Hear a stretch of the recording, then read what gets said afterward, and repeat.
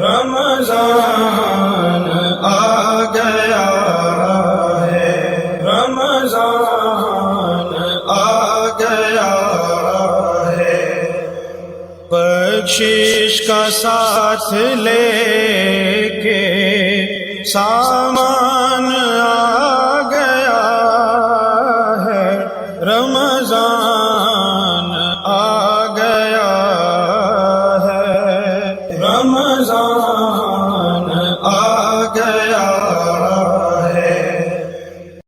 This program is sponsored by Servo Motor Oil, Shama Banaspati and Cooking Oil, Wiz Wash, Gulistan Property Marketing, SM Foods, Volca Foods International, and Al Kareem Builders. بسم اللہ الرحمن الرحیم۔ الصلاۃ والسلام علیک یا رسول اللہ صلی اللہ علیہ وسلم۔ ناظرین، آپ دیکھ رہے ہیں مقصد نیوز کا پروگرام رمضان ذیشان، اور میں ہوں میزبان راجہ کوثر سعیدی۔ ماہ سیام ہمیں حقوق اللہ کے ساتھ ساتھ حقوق العباد کی ترغیب بھی دیتا ہے، اور مجھے یقین ہے کہ اپنے معمولات میں حقوق العباد کو بھی آپ شامل رکھیں گے۔ ناظرین، آج ہمارا موضوع رمضان المبارک اور روحانی تربیت، اور پروگرام کے ہمیشہ کی طرح دو حصے ہیں۔ پہلے حصے میں تلاوت و نعت، اور دوسرے حصے میں جناب ڈاکٹر مدثر جاوید ملک اور ڈاکٹر سید عبدالحمید جاذب آج کے موضوع کے حوالے سے گفتگو کریں گے۔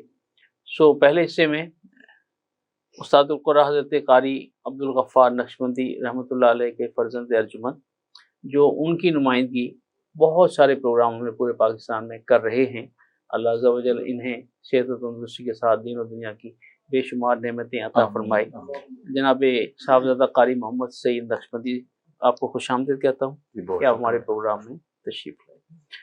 اور اسی طرح سماجی طور پر بہت زیادہ متحرک اور بہت سی محافل جس میں سماجی، مذہبی، علمی شامل ہیں، آپ ان کی نقابت بھی کرتے ہیں اور ثنا خوانی کے حوالے سے بھی خاصے معروف ہیں۔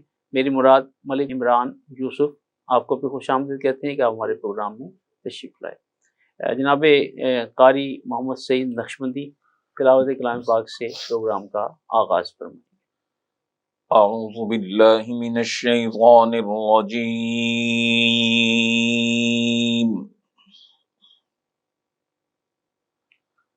بسم اللہ الرحمن الرحیم۔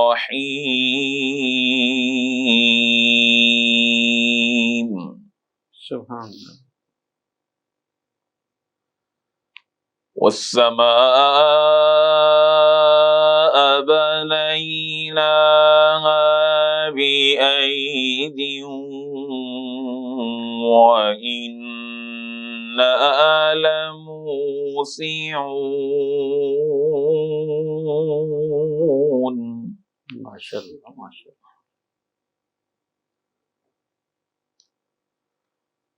وَالْأَرْضَ فَرَشْنَاهَا فَنِعْمَ الْمَاهِدُونَ۔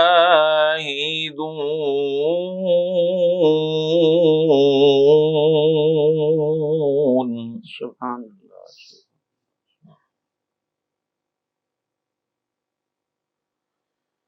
وَمِن كُلِّ شَيْءٍ خَلَقْنَا زَوْجَيْنِ لَعَلَّكُمْ تَذَكَّرُونَ۔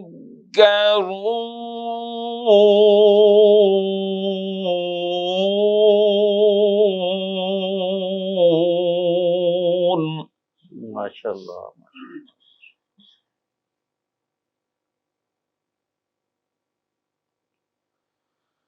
فَفِرُّوا إِلَى اللَّهِ إِنِّي لَكُمْ مِنْهُ نَذِيرٌ مُبِينٌ۔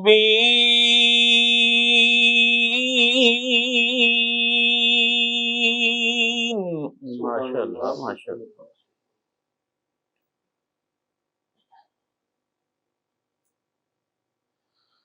وَلَا تَجْعَلُوا مَعَ اللَّهِ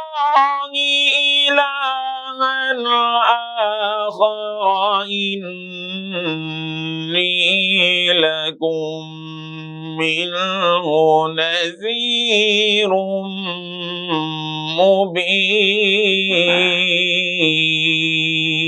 مبين. سبحان اللہ سبحان اللہ سبحان اللہ. إني لكم منه نذير مبين.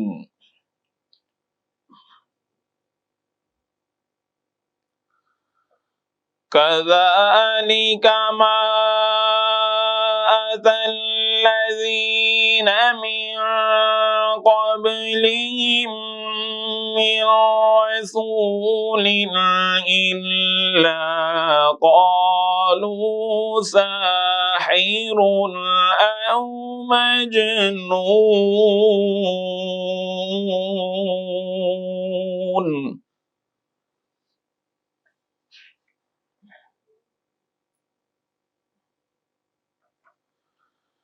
كذلك ما أتى الذين من قبلهم من رسول إلا قالوا ساحر أو مجنون.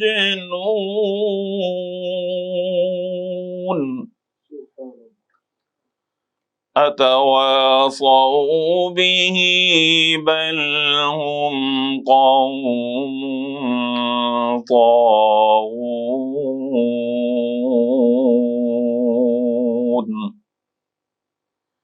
فتول عنهم فما أنت بملوم.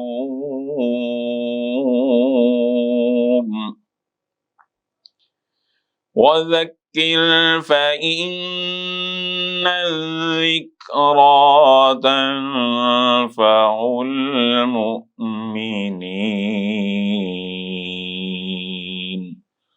صدق الله العظيم. جزاک اللہ جزاک اللہ. سلامت رہیں. ناظرین، جناب قاری محمد سعید نقشبندی ملک محمد عمران یوسف حضرت علامہ اقبال رحمۃ اللہ علیہ کی مشہور زمانہ فارسی ربائی تو غنی از ہر دو عالم من فقیر اور روز محشر عذر ہائے من پذیر. سبحان اللہ. گر تمی بینی حسابم ناگزیر از نگاہ مصطفیٰ پنہاں بگیر. اچھا، بہت عرصے تک میں اس تلاش میں رہا کہ اس کا منظوم ترجمہ کہیں سے میسر آئے، لیکن کہیں نہیں ملا. اچھا، میرے استاد مکرم جناب ڈاکٹر عاصی کرناری رحمۃ اللہ علیہ، ان کی صحبت کا فیض حاصل ہوا ماشاءاللہ. تو اللہ عز و جل نے کرم نوازی فرمائی اور میں نے اس کا منظوم ترجمہ کیا. واہ واہ ماشاءاللہ. اور یہ بقول عاصی صاحب کے کہ یہ پہلا منظوم ترجمہ ہے، اس سے پہلے میں نے نہیں سنا. اللہ اکبر. تو جب میں نے ان کی خدمت میں ترجمہ پیش کیا تو انہوں نے بڑی پذیرائی، بڑی سبحان شفقت اللہ، فرمائی، کرم نوازی فرمائی. سبحان اللہ سبحان وہ اللہ. میں آپ کی خدمت میں پیش کر رہا ہوں ماشاءاللہ. کہ تو غنی اور میں ہوں یارب ایک فقیر بے نوا. واہ واہ واہ تو غنی اور میں ہوں یارب ایک فقیر بے نوا، واہ واہ. اور بخش دینا روز محشر سب خطائیں کبریا. آمین آمین. واہ واہ واہ. سبحان تو اللہ. غنی اور میں ہوں یارب ایک فقیر بے نوا، بخش دینا روز محشر سب خطائیں کبریا، اور گر حساب آخرت ٹھہرے میرا بھی ناگزیر. گر حساب آخرت ٹھہرے میرا بھی ناگزیر، رکھنا پوشیدہ نگاہ مصطفیٰ سے اے خدا. رکھنا پوشیدہ نگاہ مصطفیٰ سے اے خدا. سو عزیز ملک محمد عمران یوسف، گزارش کروں گا کہ تاجدار مدینہ سرور قلب و سینہ کے حضور اپنے مخصوص انداز میں گلہائے عقیدت پیش کرنے کی سعادت حاصل. علیکہ یا رسول اللہ وسلم علیکہ یا حبیب اللہ. سبحان اللہ سبحان اللہ.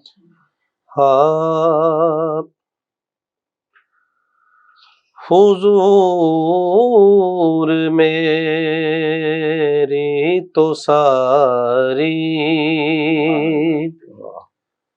بہار آپ سے ہے، بے شک بے شک، سبحان اللہ سبحان اللہ۔ حضور میری تو ساری بہار آپ سے ہے،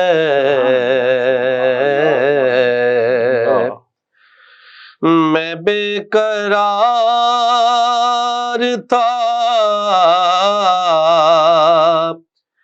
میرا قرار آپ سے ہے،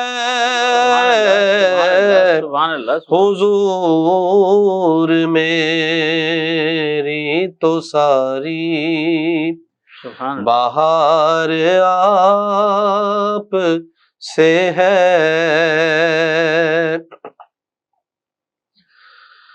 کہاں وہ عرض مدینہ، کہاں میری ہستی، کہاں وہ عرض مدینہ، کہاں میری ہستی، یہ حاضری کا سبب بار بار آپ سے ہے، یہ حاضری کا سبب بار بار آپ سے ہے، میں بے قرار تھا میرا قرار آپ سے ہے، حضور میری تو ساری بہار آپ سے ہے۔ سبحان اللہ سبحان اللہ۔ میری تو ہستی ہی کیا ہے میرے غریب نواز، بے شک بے شک، میری تو ہستی ہی کیا ہے میرے غریب نواز، جو مل رہا ہے مجھے سارا پیار آپ سے ہے، جو مل رہا ہے مجھے سارا پیار آپ سے ہے، میں بے قرار تھا میرا قرار آپ سے ہے، حضور میری تو ساری بہار آپ سے ہے۔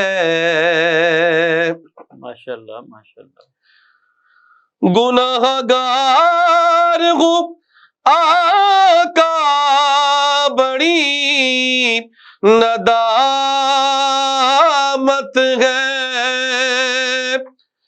گناہ گار ہوں آقا بڑی ندامت ہے، قسم خدا کی میرا وقار آپ سے سبحان اللہ، ہے، سبحان اللہ۔ قسم خدا کی میرا وقار آپ سے ہے، میں بے قرار تھا، میرا قرار آپ سے ہے، حضور میری تو ساری بہار آپ سے ہے، محبتوں کا صلہ کون ایسے دیتا ہے، محبتوں کا صلہ کون ایسے دیتا ہے، سنہری جالیوں میں یار غار آپ سے ہے، سنہری جالیوں میں یار غار آپ سے ہے، میں بے قرار تھا، میرا قرار آپ سے ہے، حضور میری تو ساری بہار آپ سے ہے۔ سبحان اللہ، سبحان اللہ، سبحان اللہ۔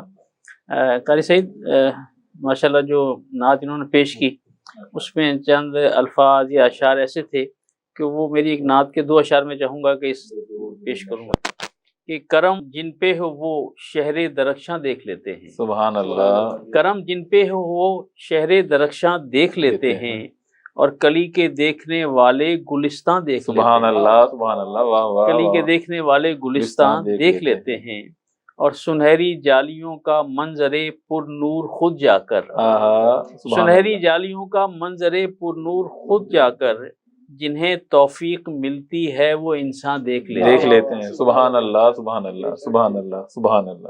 جناب قاری محمد سعید نقشبندی، آپ ہمارے پروگرام رمضان ذیشان میں تشریف لائے، آپ کا شکریہ۔ اسی طرح عزیزم ملک محمد عمران یوسف، ماشاءاللہ آپ نے بھی اپنی حاضری پیش کی، اللہ تعالیٰ قبول فرمائے، آپ کا بھی شکریہ کہ ہمارے پروگرام میں تشریف لائے۔ اور ناظرین، ایک وقفے کا وقت ہوا چاہتا ہے، اور وقفے سے واپسی کے بعد رمضان المبارک اور روحانی تربیت کے عنوان پر جناب ڈاکٹر مدثر جاوید ملک اور ڈاکٹر سید عبدالسمیع جاذب گفتگو کریں گے، تو ہمارے ساتھ رہیے گا، ملتے ہیں ایک بریک کے بعد۔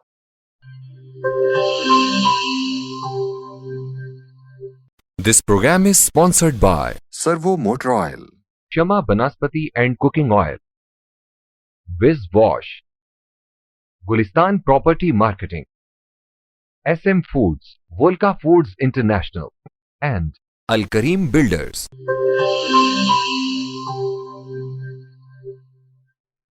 ویلکم بیک ناظرین، آج کا ہمارا موضوع رمضان المبارک اور روحانی تربیت، اور ہمارے اسٹوڈیو میں موجود ہیں معروف طبیب و مذہبی اسکالر، شاعر و دانشور، محتمم جامعہ صدر الدین، عزت مآب جناب ڈاکٹر مدثر جاوید ملک۔ ڈاکٹر مدثر جاوید ملک، آپ کو خوش آمدید کہتے ہیں کہ آپ ہمارے پروگرام میں تشریف لائے۔ بہت شکریہ۔ اور ناظرین، اسی طرح چیئرمین صحت فاؤنڈیشن، سجادہ نشین دربار عالیہ شیدی لال شہید رحمۃ اللہ علیہ، اپنی ذات میں ایک انجمن، سماجی طور پر خاص متحرک، जनाब डॉक्टर सैयद अब्दुल समी जाजिब। डॉक्टर साहब आपको भी खुश आमदीद कहते हैं कि आप हमारे प्रोग्राम में तशरीफ़ लाएँ। डॉक्टर मुदस्सिर जावेद मलिक, आपसे मेरा पहला सवाल ये है कि तरबियत का लफ्ज़ जब जहन में आता है तो उससे आप क्या तासुर लेते हैं? क्या आपके जहन में कोई बात या इमेज पैदा होता है? खूबसूरत सवाल है, खूबसूरत बात है। जब तरबियत का लफ्ज़ मैं इसमें दो पहलू पे हैं, मेरे जहन में आते हैं दो पहलू, और दोनों पे ही गुफ्तगू करना चाहूँगा कि जो तरबियत का लफ्ज़ जब सामने आता है तो सबसे पहला ख्याल तो माँ की गोद का आता है। वाह वाह। कि आप जो है माँ की गोद से, अपने घर से, अपने घर के मामूलात से, अपने बहन भाइयों के रवैयों से, अपने घर के अंदर अगर आपकी कंबाइंड फैमिली है तो क्या सीख रहे हैं, अगर आपके माँ बाप मुख्तलिफ ज़बानों से ताल्लुक़ रखते हैं तो क्या सीख रहे हैं, मतलब पहली तरबियत गाह आपका घर है। वाह, ये हर सूरत हो है। दूसरी तरबियत जो हमारे जहन में आती है वो तौर पे असातिज़ा की तरबियत आती है, जो आपके असातिज़ा आपकी तरबियत करते हैं और आपकी तरबियत साजी में मेन किरदार अदा करते हैं। वाह। हमारे मुआशरे का एक सबसे बड़ा जो आजकल मैं कहता हूँ अलमिया बन चुका है मेरी नज़र में, एक वो बहुत एक गंभीर सूरत अख्तियार करता जा रहा है कि तमाम के तमाम माँ बाप तकरीबन 90% तो मैं समझता हूँ इस तरह है कि 90% जिस भी अदारे में बच्चे को भेज रहे हैं, चाहे वो तालीमी अदारा है, चाहे वो दीनी मदरसा है, कहीं पे भी वो बच्चे को भेज रहे हैं तालीम के लिए, किसी भी किस्म के तालीम के हसूल के लिए, तो वो सारी की सारी जिम्मेदारी उनकी समझते हैं कि तरबियत भी शायद उन्होंने करनी है और तरबियत भी वही करेंगे, और हम बरीउज़िम्मा हैं और उस फर्ज सुपुर्दोश हो चुके हैं। हमने इनकी फीसेस पे कर दी है, हमारी जिम्मेदारी सिर्फ इनकी फीसेस पे करने तक थी और इनको वहां तक पहुंचाना, लाना, ले जाना, ये हमारी जिम्मेदारियों में रह गया है, ना कि उनकी तरबियत, उनकी किरदार साजी करना हमारे नजदीक कोई मसला नहीं रहा। वो सारे का सारे हमने अदारों पे छोड़ दिया है। ठीक हो गया, ठीक हो गया। बहुत बहुत मुनासिब बात की आपने, ज़बरदस्त। डॉक्टर सैयद अब्दुल समी जाजिब, सर अभी जनाब मुदस्सिर जावेद मलिक ने बड़े अच्छे अंदाज में तरबियत की बात की, तो मैं इस बात को थोड़ा सा आगे बढ़ाना चाहूँगा कि तरबियत और फिर रूहानी तरबियत जी, तो इसको थोड़ा सा ज़रा आगे बढ़ाइए। जी बिल्कुल, जैसा कि मुदस्सिर साहब ने फरमाया, मैं इसी बात को आगे बढ़ाता हूँ कि जब हमारे बुजुर्गान दीन की तरबियत थी तो वो कैसे होती थी कि जब वो इस दुनिया में तशरीफ नहीं भी लाते थे तो उनकी, जैसा इन्होंने बताया कि वालदा की गोद, बल्कि मैं तो कहूँगा कि वालदा का जो उनका जब बच्चा दुनिया में आने से पहले मादर शिकम में होता है तो वो भी एक तरबियत गाह होती है। और जब हज़रत शाहरुख आलम रहमतुल्लाह अलैह जब वो इस दुनिया में तशरीफ लाए तो जब उनकी वालदा जब थी पहले थे मादर शिकम में तो वो अपने कुरान पाक की तिलावत फरमाती थी और वही कुरान पाक उनको जब वो इस दुनिया में आए तो वो उनको ज़बानी याद था। इसी तरह पहले जो और भी बुजुर्गान दीन और वलीउल्लाह गुजरे, उनकी भी तरबियत वहाँ से शुरू हुई कि जब वालदा आटा भी गूंद रही होती थी, जब वालदा मोहतरमा घर का काम भी कर रही होती थी, इसमें हज़रत बाबा फरीदुद्दीन गंज शकर भी, और उनका भी मेरा ये था कि जब वो इस दुनिया में आए और जब मदरसे में गए तो उनसे उस्ताद ने पूछा कि सुनाओ कि क्या सुनाना चाहते हो, तो आपने जब सुनाना शुरू किया तो वो कुरान पाक सुनाते चले गए और उसके ऊपर फिर उनके असातिज़ा कराम ने कहा कि तुमने ये कहाँ से सीखा, कहाँ से पढ़ कर आए, तो उन्होंने कहा ये तुम तब की बात है कि जब मादर शिकम में थे। तो तरबियत तो वहां से शुरू होती है कि जब वालदा की गोद तो एक बहुत बड़ा नाम है, बाद का मरहला है। हाँ, गोद बहुत बड़ा क्या कहते हैं, एक वाइड सा उसे हम सब्जेक्ट कह सकते हैं, टॉपिक कह सकते हैं कि जब वालदा उसमें आ जाती है तो फिर अब अगर हम आज की वालदा से कंपेयर करें तो बहरहाल ये तो फिर एक लंबी बहस है कि या मोबाइल है या वालदा है या सोशल मीडिया है या क्या इफेक्ट्स हैं। अच्छा, फिर उसके ये तो है कि हमने पढ़ा, लेकिन इस चीज को दुनिया एक्नॉलेज करती है लेकिन हम एक्नॉलेज नहीं करते। दुनिया मानती है कि अगर आप देखें कि बैरूनी ममालिक जो मुसलमान ममालिक नहीं है वो तरबियत वालदा की पहले से शुरू करते हैं कि जब बच्चा उनके पेट में होता है और उसके ऊपर वो उनको एक अच्छी खुराक, अच्छी तालीम, अच्छी एटमॉस्फेयर, अच्छा उन्हें सारा ایٹماسفیئر پرووائڈ کرتے ہیں تاکہ ایک وہ اچھے سوچ کے ساتھ رہیں گی، ایک اچھی طبیعت کے ساتھ رہیں گی اور اچھی ریسرچ کے ساتھ رہیں گی، نہ صرف ایک عام نہیں. اور ان کو پھر وہ جو پڑھتی ہیں پڑھی لکھی خواتین ہیں تو وہ اپنا کام جاری رکھتی ہیں، اپنی ریسرچ جاری رکھتی ہیں، اپنی تعلیم جاری رکھتی ہیں، اور وہ سارا ایفیکٹ، سب چیزوں کا ایفیکٹ اس بچے کے اوپر آتا ہے. تربیت وہاں سے شروع ہوتی ہے جسے ہم بھول چکے، جسے ہم نے اگنور کر دیا. کیا خوبصورت بات کی ڈاکٹر مدثر جاوید ملک. ماشاءاللہ آہستہ آہستہ بات آگے بڑھ رہی ہے، تو اسے اب ہم ریلیٹ کرتے ہیں کہ جو روحانی تربیت ہے یہ ماہ سیام میں طور پر زیادہ اہمیت کی حامل ہو جاتی ہے. گو ساری زندگی ہی اہمیت کی حامل ہے، لیکن چونکہ ہمارا موضوع ماہ سیام یا رمضان المبارک اور روحانی تربیت ہے، تو اس اسپیسیفک ٹائم میں ہم معاشرے کی، اپنے بچوں کی، اپنے عزیز و اقارب کی، اپنے شاگردوں کی کس انداز سے تربیت کر سکتے ہیں؟ پھر دوبارہ بڑا خوبصورت سوال ہے. ماہ سیام کیا خوبصورت لفظ ہے، ماہ سیام. حضور پاک صلی اللہ علیہ وسلم کی ایک حدیث سے بات شروع کرتے ہیں. جی. حضور پاک صلی اللہ علیہ وسلم کا ارشاد ہے، ارشاد نبی صلی اللہ علیہ وآلہ وسلم ہے کہ اگر میری امت کو یہ پتہ چل جائے کہ کیا ثواب ہے رمضان کا، تو وہ یہ دعا کریں اللہ سے اور یہ تمنا رکھیں دل میں کہ سارا سال ہی رمضان رہے. واہ واہ واہ واہ، سبحان اللہ سبحان اللہ. سارا سال ہی رمضان رہے. کتنی بڑی بات ہے. واہ واہ واہ. اگر اندازہ ہو جائے، پتہ چل جائے، اگر پتہ چل جائے کہ کتنی رحمت، کتنی مغفرت. پھر ایک اور حدیث سے یہ بات آپ کو واضح کرتا ہوں کہ حضور پاک صلی اللہ علیہ وسلم ایک دفعہ مسجد نبوی میں تشریف لائے. مسجد نبوی میں تشریف لائے تو جب پہلا قدم مبارک رکھا ممبر پہ، سیڑھی پہ، تو کہا آمین. جب دوسرا رکھا کہا آمین. جب تیسرا قدم رکھا تب کہا آمین. تو جب تشریف فرما ہو گئے تو صحابہ پوچھنے لگے حضور صلی اللہ علیہ وسلم آپ نے پہلے تو ایسا آج تک کبھی نہیں کہا، تو یہ آپ نے آج 3 دفعہ آمین کہا، ہمیں بتا دیجیے تاکہ ہمارے علم میں بھی اضافہ ہو جائے کہ آپ نے 3 دفعہ آمین کیوں کہا. کہنے لگے جب میں چڑھ رہا تھا تو ممبر پہ تو حضرت جبرائیل علیہ السلام میرے سامنے موجود تھے اور انہوں نے کہا کہ ہلاک ہو وہ شخص جس کے ماں باپ بڑھاپے کو پہنچ گئے اور ابھی تک فرما بردار نہیں ہو سکا. اللہ اللہ. تو میں نے کہا آمین. دوسرا قدم جب میں نے رکھا تو کہا کہ توبہ کے بے پناہ موقع ملے اور اس شخص نے توبہ نہیں کی، وہ شخص بھی ہلاک ہو. جبرائیل نے کہا، میں نے کہا آمین. جب میں نے تیسرا قدم رکھا تو جبرائیل کہنے لگے کہ وہ شخص بھی ہلاک ہو جس نے اپنی زندگی میں رمضان کو پا لیا اور اپنی بخشش نہیں کروا سکا. تو میں نے کہا آمین. اب جبرائیل کی دعا پہ جب حضور پاک صلی اللہ علیہ وسلم نے کہہ دیا آمین تو اس کی ہلاکت میں کوئی شبہ، کوئی اندیشہ باقی نہیں رہ گیا. اب تربیت کی طرف آ جائیں. تربیت بہت ساری چیزوں میں یہ ہمیں ایک ایسا ایٹماسفیئر مل جاتا ہے، ایک ایسا ماحول مل جاتا ہے، ایک ایسا ہمارے گرد ایک مقناطیسی ایک حالہ بن جاتا ہے کہ بہت اچھے طریقے سے ہم اس سانچے میں ڈھل جاتے ہیں. ہم تبدیلیاں دیکھتے ہیں اپنے گرد و پیش میں، اپنے آس پاس ہونے والی تبدیلیوں کو ہم دیکھتے ہیں کہ کھانے پینے کی دکانیں بند ہو گئیں. احتراماً ہمارے بچوں کو یہ خیال آتا ہے کہ ہم نے کوئی چیز منہ میں ڈالنی نہیں ہے، راستے میں جانوروں کی طرح چرتے ہوئے نہیں جانا ہے، اگر کوئی بچہ پاپڑ کھا رہا ہے کوئی چیز، اس طرح بچوں کی عادت ہے. تو ان سب چیزوں سے آہستہ آہستہ وہ اپنے ماحول سے اثر لینا شروع کرتا ہے. پھر ہم آہستہ آہستہ جو ہے خود بھی جب ان کی تربیت کریں گے اور یہ بات بتائیں گے کہ یہ مسلمانوں کے لیے کتنا مقدس مہینہ ہے، اس کے کتنے اس میں بخشش کے پہلو ہیں اور کتنے اس میں محبت کے پہلو ہیں، اور کیوں بھوکا رہنے کو کہا گیا ہے اور کیوں مساکین پہ توجہ دینے کا کہا گیا ہے. اور جب آپ بھوکے رہیں گے تو آپ کو دوسرے کی بھوک کا اندازہ ہوگا، تو آپ کو اس بات کا جب پتہ چلے گا. یہ ساری تربیت ہی تربیت ہے کہ ایک آدمی مفلس ہے، وہ مفلسی کی وجہ سے کھانا نہیں کھا پا رہا، اور ایک آدمی تونگر ہے، پیسے ہیں اس کی جیب میں کہ اللہ کی رضا کے لیے کھانا نہیں کھا رہا ہے، تو اس وقت اس مفلس کی بھی مفلسی یاد آئے گی کہ وہ بیچارہ مفلسی کی وجہ سے کھانا نہیں کھاتا، تو حال اس کا بھی میرے جیسا ہو رہا ہوگا.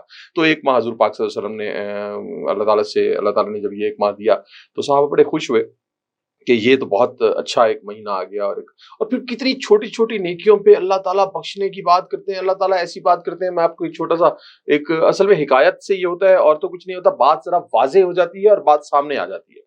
میں مختصر کرنے کی کوشش کرتا ہوں. دلچسپی سے سنتے بھی ہیں. ہاں جی، حکایت کے انداز میں جب بات کی جائے تو حکایات سادی میں سے میں آپ کے سامنے یہ اردو ترجمہ فارسی کا پیش کر رہا ہوں کہ شیخ صاحب، حاجی صاحب قبرستان میں قبر سے دیوار سے ٹیک لگا کے بیٹھے ہوئے ہیں.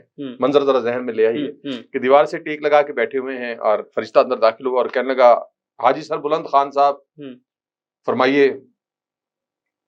انہوں نے کہا یار پہلے بھی 2 فرشتے آئے تھے حساب لے گئے ہیں, اب آپ کیا چاہتے ہیں؟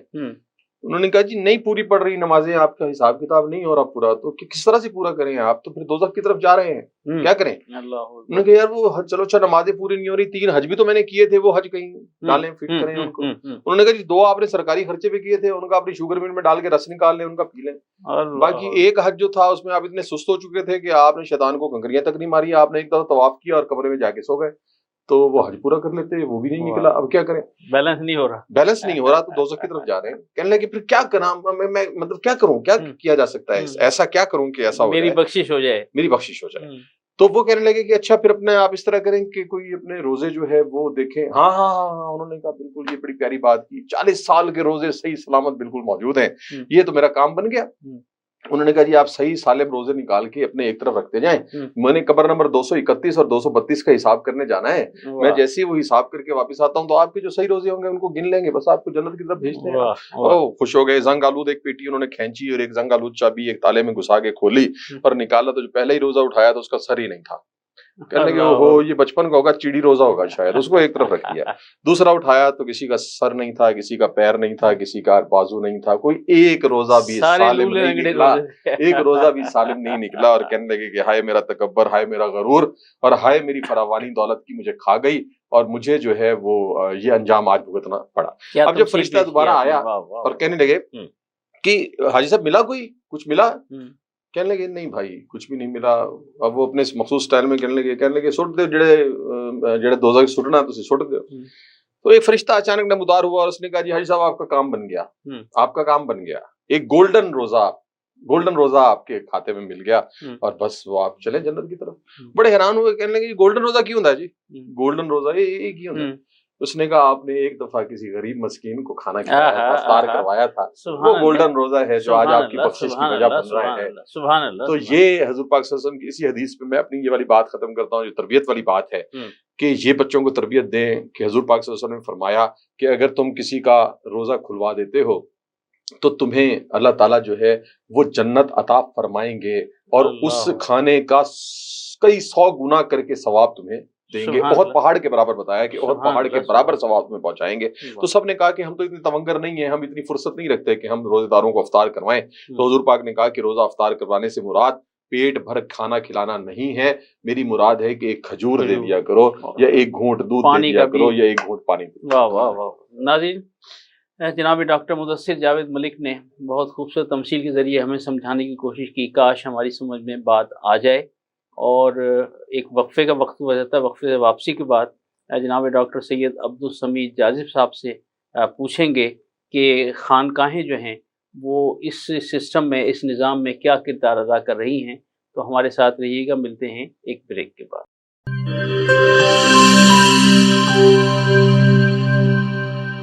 This program is sponsored by Servo Motor Oil, Shama Banaspati and Cooking Oil, Viz Wash, Gulistan Property Marketing, SM Foods, Volca Foods International, and Al Kareem Builders.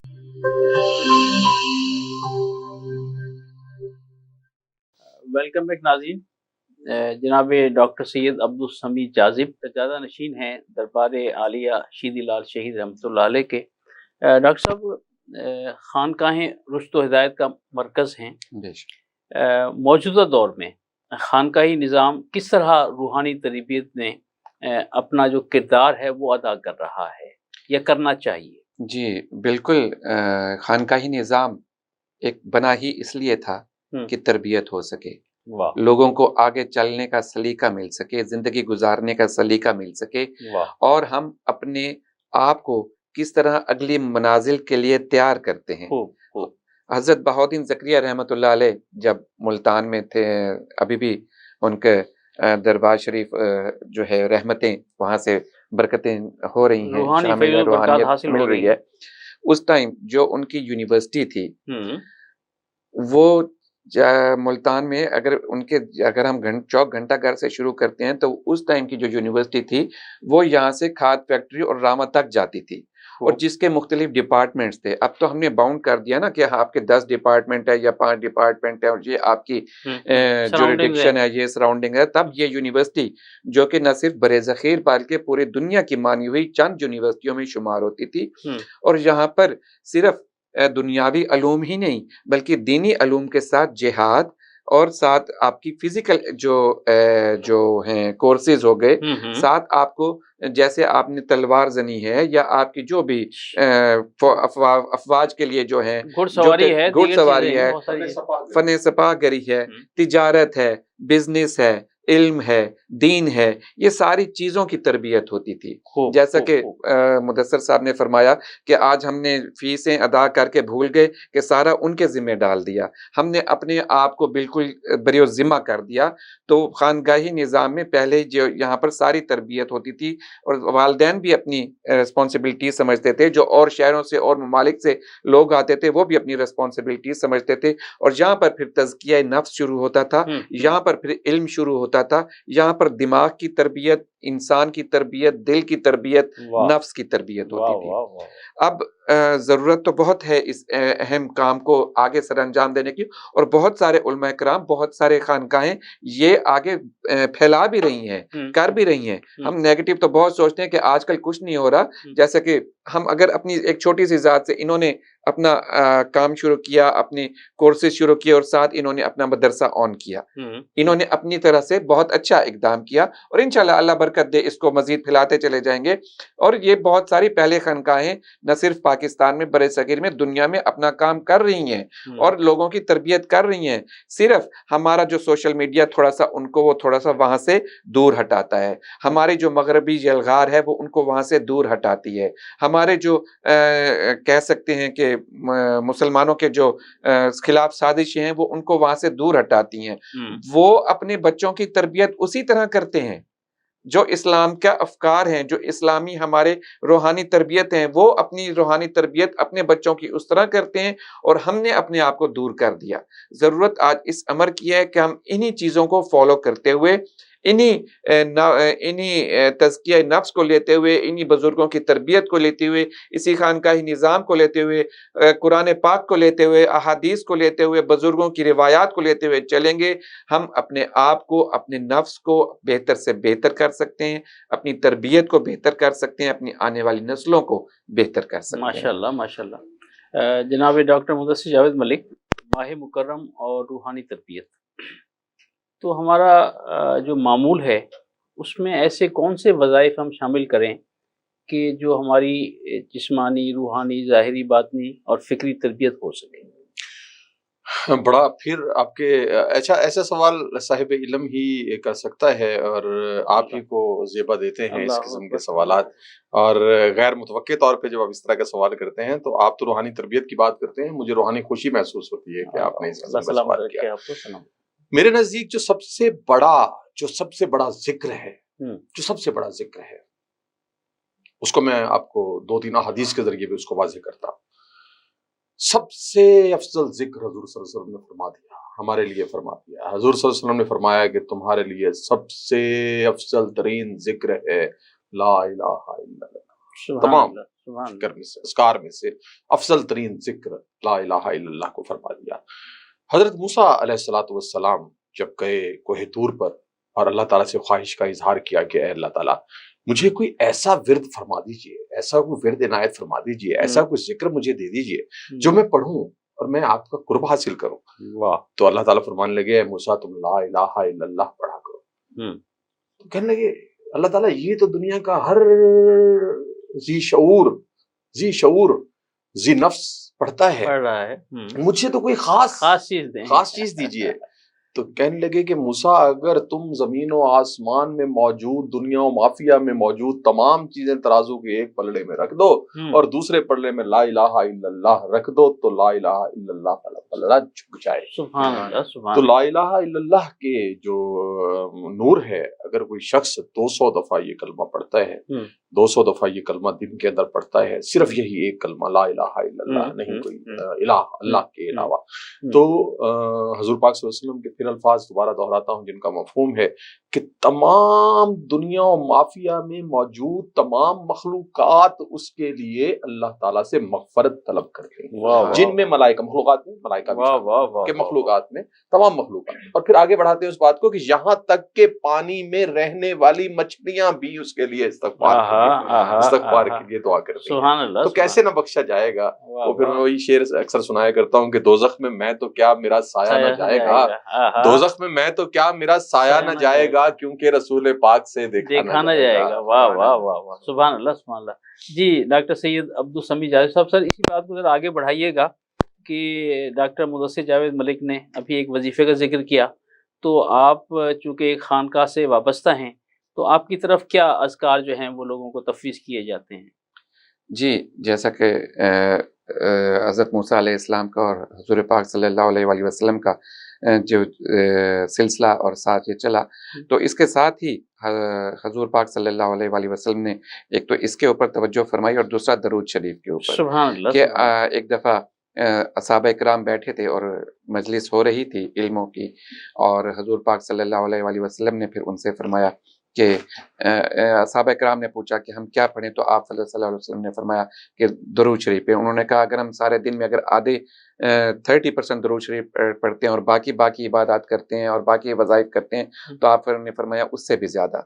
फिर हुज़ूर पाक असहाबा इकराम ने पूछा कि अगर हम इसको 50% कर लें दरूद शरीफ को और बाकी वज़ाइफ को हम करें, तो आपने फरमाया उससे भी ज़्यादा। फिर आप असहाबा इकराम ने पूछा, तो फिर इसी तरह 70%, आप सल्लल्लाहु अलैहि वसल्लम ने फरमाया 100% अगर इसको करें, लुब्बुल लुबाब इसका ये है कि अगर आप 100% करें तो आपको दीगर अज़कार की, आपको दीगर जो ज़रूरियात हैं और दीगर दुआएं हैं, अल्लाह ताला खुद उसको अपने ज़िम्मे ले लेता है और खुद उनको पूरा करता है। तो ज़िक्र अज़कार तो ये तो ज़बान के ऊपर जारी रहते हैं, और जैसा कि रमज़ान शरीफ का पहला हिस्सा मग़फ़िरत, दूसरा हिस्सा इस्तग़फ़ार, तीसरा हिस्सा जन्नत से, दोज़ख से की आग से पनाह का, तो ये जो भी है ये हमें अल्लाह ताला से और हुज़ूर पाक सल्लल्लाहु अलैहि वसल्लम से जोड़ने का ज़रिया है।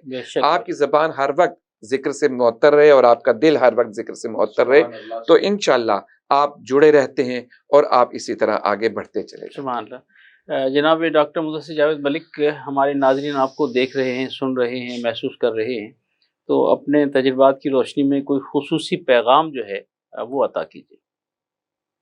खुसूसी पैगाम मैं खास तौर पे बच्चियों के हवाले से देना चाहता हूँ कि आप हमारी घर की वो रौनक हैं, आप हमारे घर की वो परियां हैं जिनको मस्तूरात के लक़ब से पुकारा गया है। कुरान पाक में खातून को, औरत को, लड़की को, बच्ची को मस्तूरात के नाम से पुकारा गया है। मस्तूर का मतलब है छुपा के रखे जाने वाली चीज। इससे ये नहीं हुआ कि आपकी हैसियत कम हो गई, इससे ये नहीं हुआ कि आप पे कोई कदगन लगा दी गई, इससे ये नहीं हुआ कि आप पे कोई पाबंदी लगा दी गई, इससे ये नहीं हुआ कि आपको कोई कमतर मखलूक समझा गया। उल्टा आपको तो बेशकीमत कर दिया इस्लाम ने, आपको तो खूबसूरत कर दिया इस्लाम ने। आपको पहले का एक वाक्य सुनाता हूँ, तमाम उलमा की आजकल मुझ पे नजर है, नजर शफकत है, बहुत मोहब्बत फरमाते हैं। तो एक मैं आपको वाक्य छोटा सा सुनाता हूँ कि जब दुनिया ये तख्लीक की गई तो किस तरह से तख्लीक हुई, उसके जरा पस मंजर में जाते हैं। तो जितना मैंने मुताला किया, मैंने बहुत मुताला किया, 5.5 नंबर की ऐनक हो गई पढ़ के। हजरत आदम अलैहिस्सलाम का अल्लाह ताला ने हुक्म दिया कि हजरत आदम अलैहिस्सलाम का पुतला बनाइए, मिट्टी को गूंधिए। अब मिट्टी बगैर पानी के गूंधी नहीं जाती है। मिट्टी को जब इतना गूंधा गया कि वो काला, मतलब उसमें से बुलबुले फूटने लगे, तो उनसे हजरत आदम अलैहिस्सलाम का उस मिट्टी से पुतला तश्कील दे दिया गया, अल्लाह ताला ने बना दिया। आप लोगों को अंदाजा है कितना अरसा वो पड़ा रहा?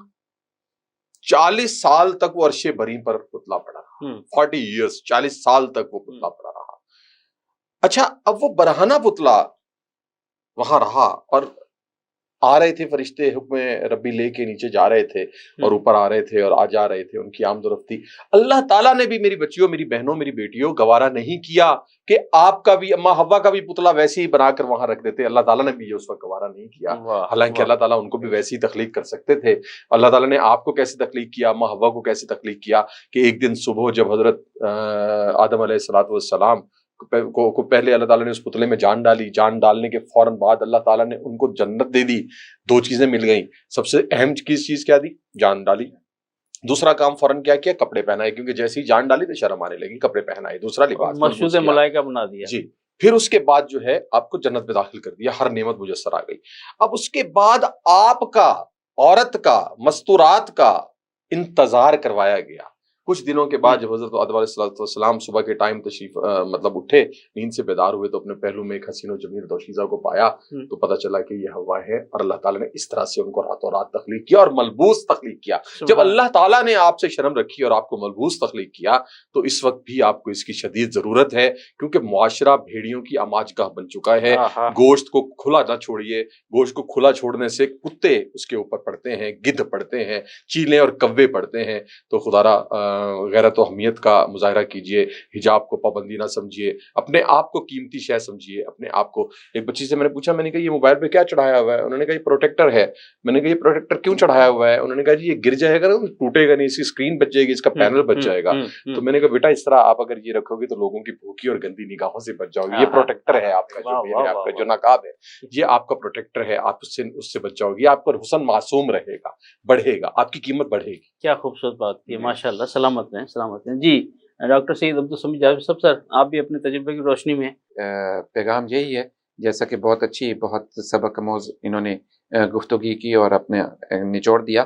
یہی کہوں گا کہ انہی باتوں کو جو ہم نے آج کی ہیں کہ اگر ہم آگے لے کر چلتے ہیں تو انشاءاللہ ہم اس دنیا میں بھی اور آخرت میں بھی کامیابی حاصل کر سکتے ہیں. ماشاءاللہ ماشاءاللہ. جناب ڈاکٹر مدثر جاوید ملک، آپ کا شکریہ کہ آپ پروگرام رمضان ذیشان میں تشریف لائے.